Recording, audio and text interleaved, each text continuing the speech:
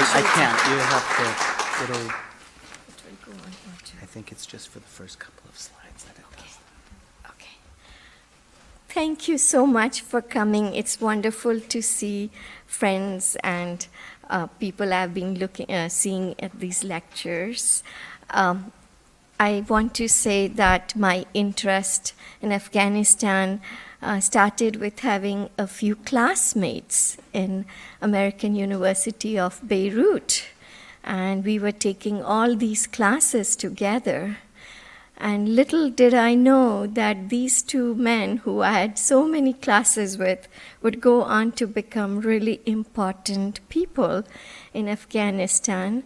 One, Ashraf Ghani, is the current president of Afghanistan. Another classmate, Zalmay Khalilzad, was U.S. ambassador to Afghanistan. So my interest, of course, my interest peaked around the time of the Soviet invasion, and I was really concerned about the women's situation, especially when the Mujahideen were gaining control. You will see a little bit of all my interest in this presentation. I want to say that being a college professor, I learned to keep my students engaged by some visuals. So you are going to see those visuals in this presentation. So let me begin. So this is, we were waiting for a long time for President Trump to announce the policy. Oops, so this is, I will go back to, okay. And he did announce, and this is a cartoon about that. The policy he announced was on August 21st, and these are some features of that policy. He presented it as different from the earlier administration. So we see that we are going to now wait. Our strategy will be decided by conditions on the ground. There is no deadline. Troops will increase. Oops, this is bad. It's just, I wish it wasn't on auto. It's on auto, but we can just, it's okay. If it does that, I will stop it. I don't know why it's doing that. It's making me rush through. Okay, so here are, and immediately afterwards, there were reactions to the policy. And these I'll show you through some cartoons. Okay. The first one, it's as you can see, can you guys read at the back? Or, oops, can you read at the back? Yes? Okay, good. Because the last presentation, people couldn't read at the back, so. All right. So, as you know, not a single person from Afghanistan was involved in the 9/11 attacks. Is that here? I'm sorry. You did it last time. Just remove that auto. That's the one. Right. Uncheck. Play. Yeah. Thank you. Hi. So start here. That's okay. Thank Start up with that one? Yeah. Start from the current. All right. It's okay, yeah. All right. I'll just fast forward. Thank you so much. I know this, I've been in this situation many times in a classroom, so. Okay, so as I just wanted to remind that Afghanistan, not a single Afghan was involved in the 9/11 attack, yeah? So this cartoon is kind of reminding us of that, yes. Okay, this is a cartoon which cautions us about the new strategy because there have been other military occupations and they have not been very successful, so. Here is a Russian cartoon. I couldn't help myself. I thought this is important, how the Russians see this. So, okay. So, but let's just keep in mind what is our strategic goal. it's clear we're not seeking a military victory. This is to bolster the position of the current government and to nudge the Taliban to come to negotiation. Yeah. This is our goal. So today, in order, there's so many aspects in this conflict, I've chosen a few questions to try to answer. And, I'm hoping that through Q&A we can address some more questions that you have. So current conflict is a complex issue, many layers of history. So I need to provide a brief background, and I'll start with the geostrategic location. And so here we are. Afghanistan borders Iran, former Soviet republics of Turkmenistan, Uzbekistan, Tajikistan, China, and Pakistan. Yes? So it's a very important strategic location. The shaded area in between the Pakistan and Afghanistan is called the federally administered territories. Yeah? Okay. It's a landlocked country, and 20 of its 34 provinces have international borders. Yes? Just a quick idea about the demographic and ethnic composition.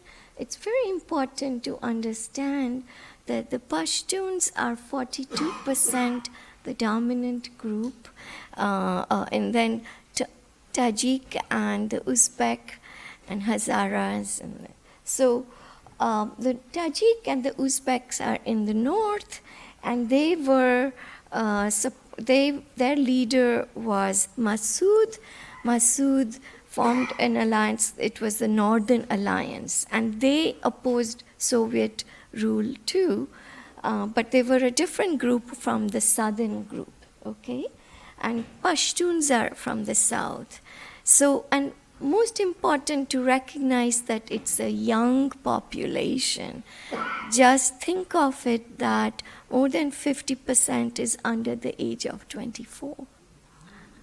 For me, 55 and older is 6%. And I said, oh my God, that's my demographic. And it's and it's also important to notice how so the gray color is the Pashtun population, and then the Tajik are the green, the Hazaras are the blue in the middle, and Uzbeks on the top, yeah? Okay. Pashtuns have controlled the state in Afghanistan for a long time. The Taliban recruits are from Pashtun areas on both sides of the Afghan-Pakistan border. After 2001, the new government that US helped install was seen as representing the Northern Alliance people, because we overthrew the Taliban, and Taliban was predominantly Pashtun. So we brought the people who have come in, who control the army and other aspects, they are from the Northern Alliance group, yes? So the new government was not supported by the Pashtuns, yes?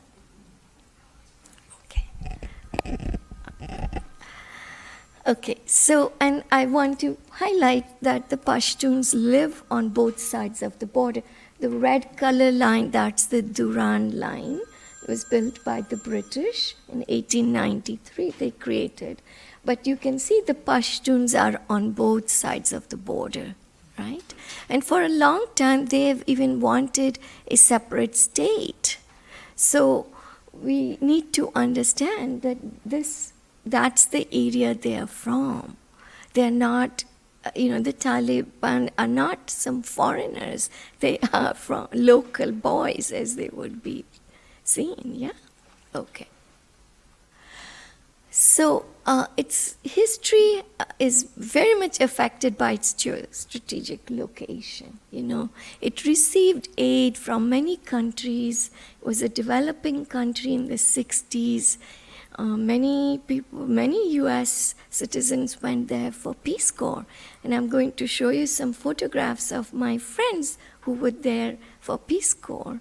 So this is Richard and Marie Steege, and they were in Kandahar between 67 and 69, and they taught math, and he taught math, and she was teaching nursing in the local hospital.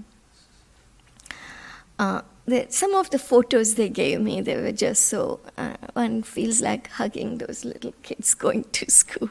And they remind me of kids in India or Pakistan. It would be similar, yeah. Here are some other photos. The class, sometimes they had classes outside if it was warm. The students take exams under the tree outside. These are math students who are taking the final test. The nurses used to go for inoculation campaigns to the villages at that time. So, okay. This is the Kandahar airport built by Americans. This is a dam that was built by Germans. Yes. These are young women going to college in Kabul in 1970s. So this was Afghanistan. But all this changed in the period of 1970s. The monarchy was overthrown and a communist government came into power. And then it started rapid reforms. And Afghanistan is a country with more than 70% living in rural areas. And even if the reforms were, okay, I don't know what to do. Is this better? Can you hear me? Yeah? Okay. The reforms were good reforms. They were education, for everyone. There were lots of land reforms, stuff, but they pushed so hard and they arrested people who questioned the government and put them in jail. So it was a period of turmoil. And Soviet Union was really worried because Iran had a revolution next door. And now Afghanistan in turmoil. So this is what prompted the Soviets to send the troops to help the new government in Kabul. Now I'm going to share a joke with you from the 70s. There used to be a joke which was, what are Soviet troops doing in Afghanistan? They're looking for the Afghan who invited them.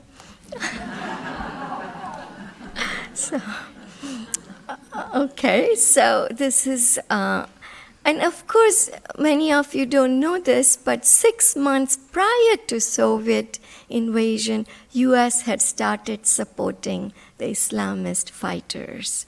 On the right side, you see Brzezinski and Carter. Brzezinski persuaded Carter to start funding the Islamist opposition, and they became known as the Mujahideen.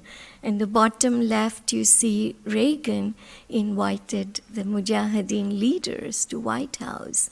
And for 10 years, through Pakistan, we supported the Afghan resistance. And of course, you see Osama bin Laden. He was the one who organized the resistance, yes? So, okay, moving on. The Soviets left after 10 years. It was a brutal warfare. They lost 1,500 soldiers. But let's look at the impact on Afghanistan. More than 1 million Afghans died in this. 5 to 10 million refugees went to Pakistan, Iran, and other countries. 2 million were internally displaced.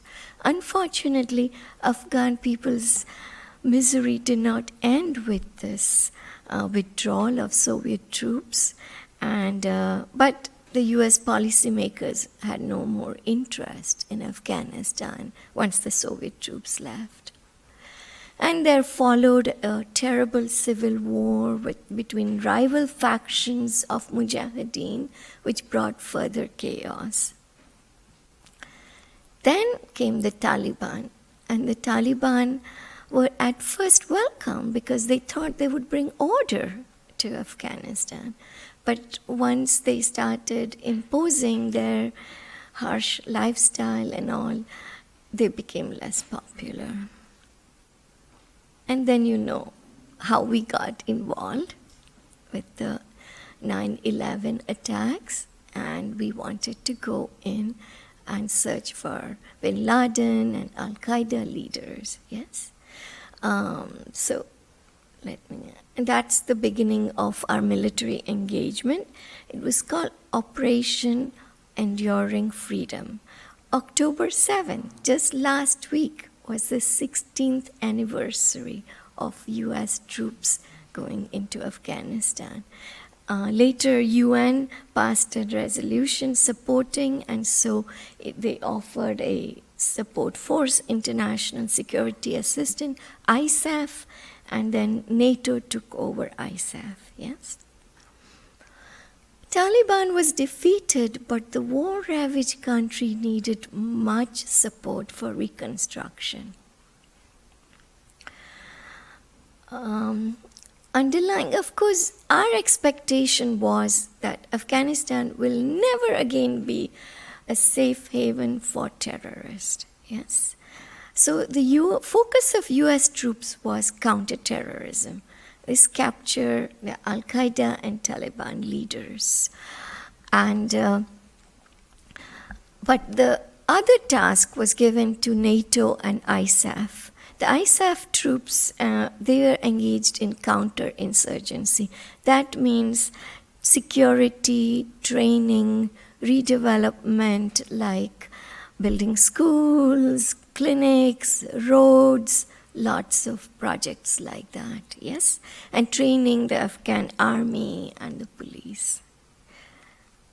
So there are like maybe there are 4 phases. The first phase is just go capture these leaders and then send them off to Guantanamo Bay. Second phase, of course, but then 2 years later, we lost interest again, or we lost focus because we went into Iraq.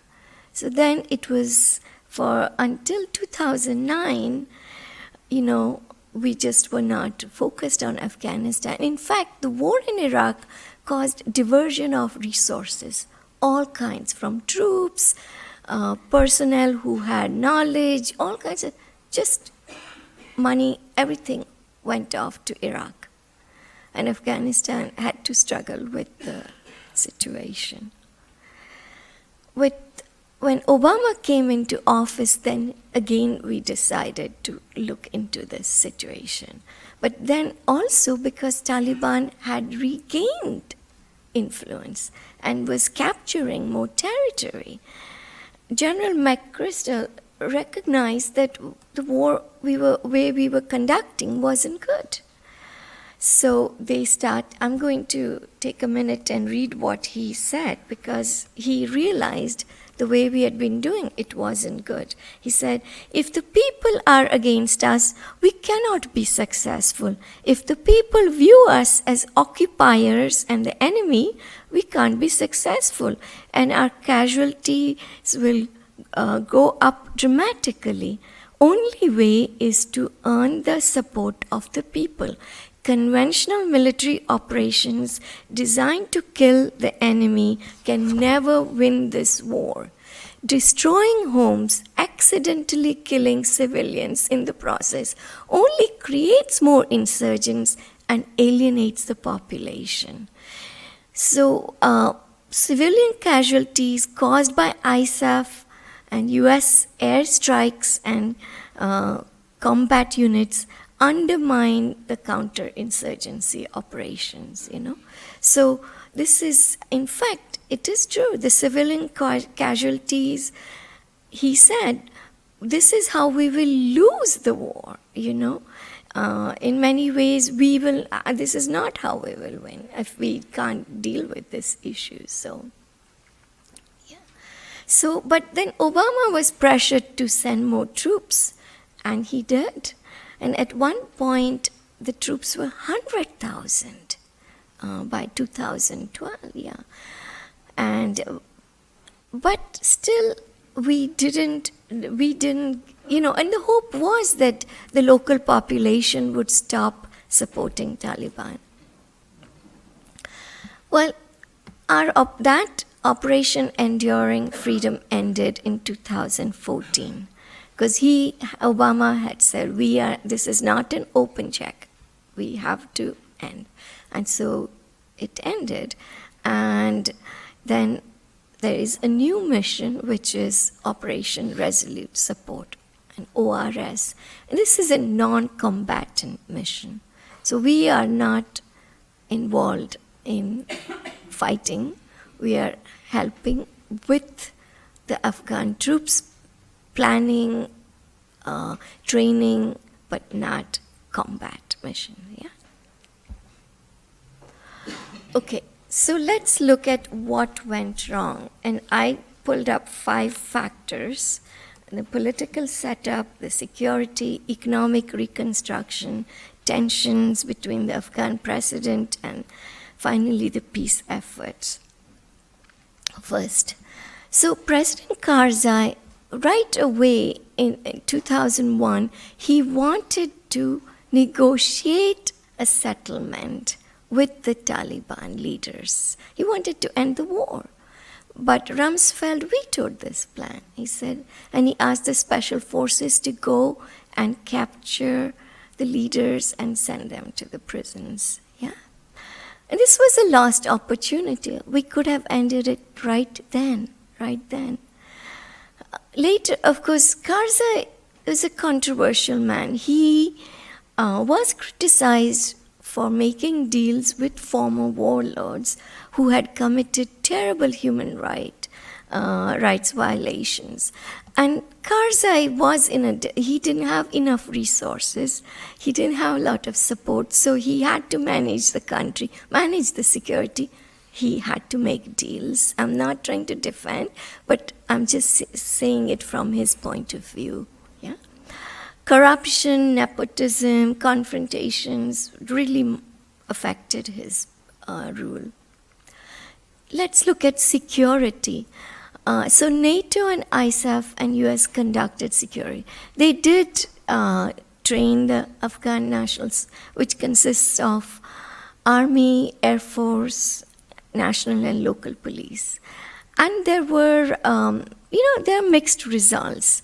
One thing I have to say that if you have a group of 43 countries without a unified command, it's a really tough mission. Yeah? And then, of course, think of all the different languages. And then various countries came with different restrictions. So the government would say, no, you cannot go out on a mission at night. You cannot go on a mission in Taliban area, So there was stuff like that. So they weren't very successful. And by the way, only 4 or 5 countries fought.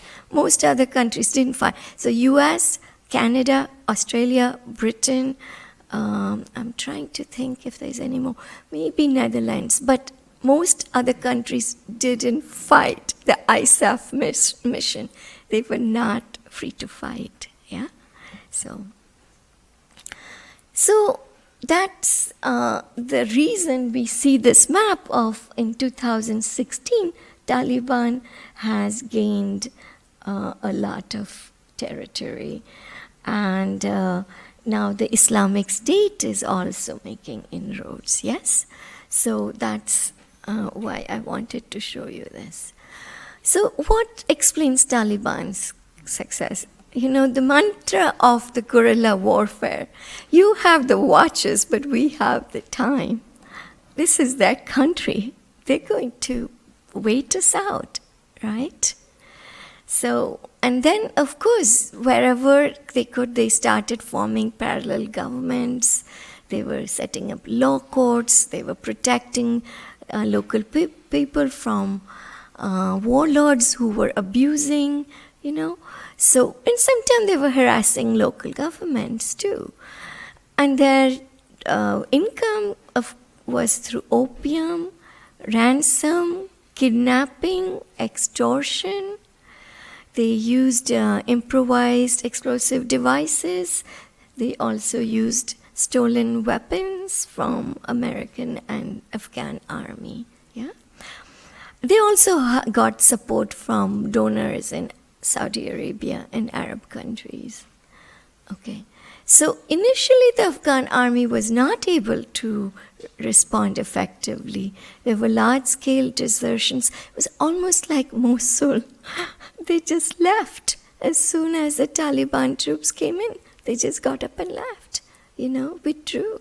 So there were issues of, the central government had very poor control over the situation. They didn't have a very good idea how many troops there were, ghost soldiers, corruption, poor pay. I want to mention, Afghan army soldier gets $250 to $300. Taliban pays $750. So poor leadership, they just couldn't. But now with U.S. Support, they have been upgrading, removing corruption and inefficiency, and improving capabilities. Opium. Look at this. So this is in 2001, the collapse of the economy, the Afghan farmers started started growing opium again. Now, currently 28 out of 34 provinces are involved in opium production.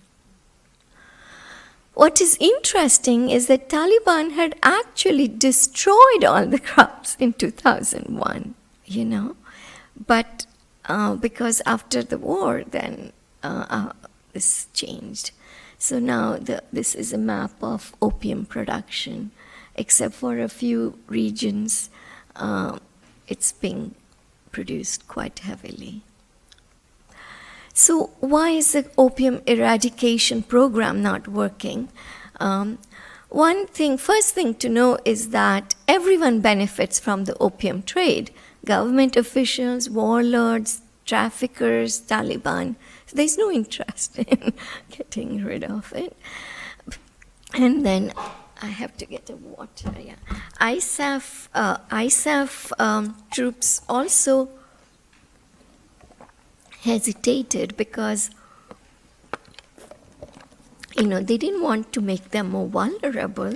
If there is no alternative crop, how can these guys give up? So, okay. So you might see these pictures. Okay. All right. Then there were these blunders which really alienated the population. There were photographs of 2 Marines urinating over dead bodies. They were burning Quran. There were so many targeting mistakes, There's a wedding party, and in those areas you have some fireworks. Well, they thought this is dangerous, and so they bombed, and just so many people died. So it really was a problem for us. And we cannot do our job unless we have support of the population for our mission, right? And the casualties, I'm just stunned by the casualties that have taken place. And a lot of it is, as you can see, the civilian casualties. It's just horrendous. And of course, this is a great cartoon because the guy was teaching the Afghan troops how to kill the enemy, turns on him. He says, okay, let's define the enemy first, right? So, And then, of course, we know that more than 2,500 have died in Afghanistan. So, finally, the bungling of peace efforts. Pakistan had ambivalence about losing its influence in Afghanistan. Taliban favored direct talks with US and not through Pakistani mediation. And then US had this policy of killing off the leaders, while decapitation doesn't facilitate dialogue. And sometimes it was very poorly timed, So Taliban too engaged in gave mixed signals. And then Afghan government's position also was weak. So, okay. So let's do a quick assessment. A word I didn't like as a college professor, but here is a report card. So on the progress side, we did, there were many good projects. There were training of troops. There were highways were built. Mines were removed. Healthcare facilities, schools, So these are good things. But on the other side, the security remained inadequate. Taliban could easily attack in an area in absence of police. The roads we built were not always safe to travel. And there's so much corruption and wastage of resources and misuse of funds. Okay, what factors brought President Trump to maintain troops in Afghanistan? Now this is a joke. When he was trying to persuade Defense Secretary Mattis said, "Show me that photograph of Afghan girls in mini skirts. I want to show it to him." So I just wanted to play that for you. Okay, and really in recent times there have been some awful attacks, really spectacular attacks, The attack just recently when Secretary Mattis was there, unannounced, and there was an attack at the airport. So that I think has been very disturbing, And UN has reported that 257,000 people have been displaced from their homes because of the fighting. 3,500 soldiers are already on their way. So again, just reminding, it's like 40% is now under Taliban in control. Some more cartoons. What are we trying to do? We're also haunted by another war. On the left side is a movie, and it says Vietnam 2, the Afghan story. And the husband says to the wife, "We have seen this bad movie before. Why do we keep coming back?" And on the right side, the Afghan soldier looking at the soldier returning from Vietnam says, "Been there, done that." Yes. How secure is the government in Kabul? Ghani is saying, "Don't slam the door on your way out." Yes. Okay. So, new policy announced by President Trump is getting mixed results. Some are claiming that the troops won't make a difference because we had 100,000 into it. We really need to integrate the Pashtuns. We should have integrated the Pashtuns in the new government, yes. We need to be sensitive about this inter-ethnic differences. If a government is seen as representing one group and alienating a population which is majority, 42%, then that's not good, right? And not enough attention is paid to the diplomatic aspect, yeah? And some scholars say we can't bring this. If we we work with China, so with Russia and Iran, but we don't talk with Iran and Russia. We're not on good terms right now. So, but we are working with China. Other factors are the fact that the rural population didn't see the benefits, So then they didn't accept the central government. There was just the resources were misused. They didn't get as much opportunities as the people in Kabul and other cities. Yeah? And lack of opportunities, then they turned to Taliban. Yeah? We also need to have more effort if they are demobilized and they come into, find ways of reintegrating them. Yeah? So now coming to the end, I want to say we need to keep the Afghan people in focus as we reconsider the future shifts in our policy. We need to remember what they've endured, And this is a young population with many aspirations for future. Are there glimmers of hope? Let me show you some. First, there is an attempt to start saffron production. Saffron can earn as much as $1,200 to $1,800 a kilo. And this is taking place in some provinces in an experimenting way. They still need to work on marketing and stuff. So, other exports, Afghanistan has wonderful fruits, dry fruits, beautiful rugs, gemstone, yes. But the most important thing is that Afghanistan has a huge amount of minerals. 1.4 million tons of rare earth materials, elements. And that's like 14 out of 17 rare earth materials are in Afghanistan. So there are possibilities, definitely. Next is a cartoon.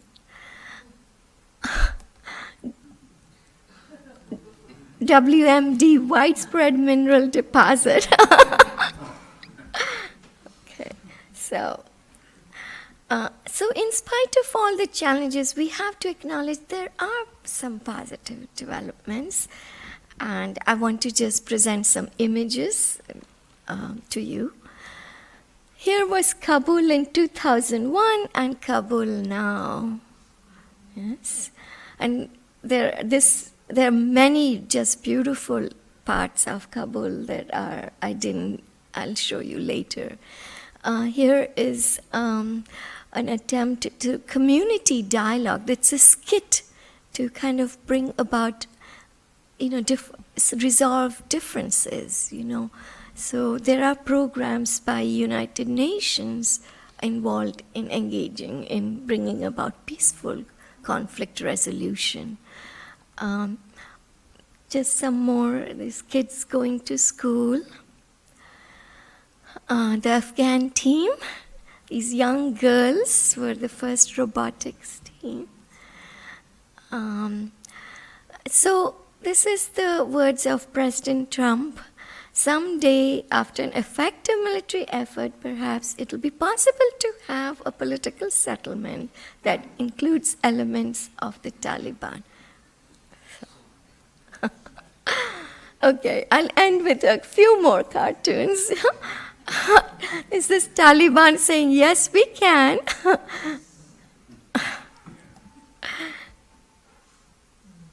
Okay, and this is the famous Chinese philosopher, know yourself, know your enemy, above all, know your terrain.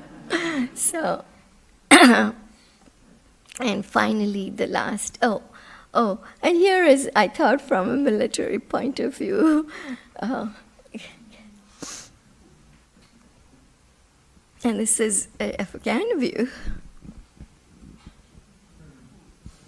Well, this is the end of my presentation. Thank you so much. And I look forward to answering questions.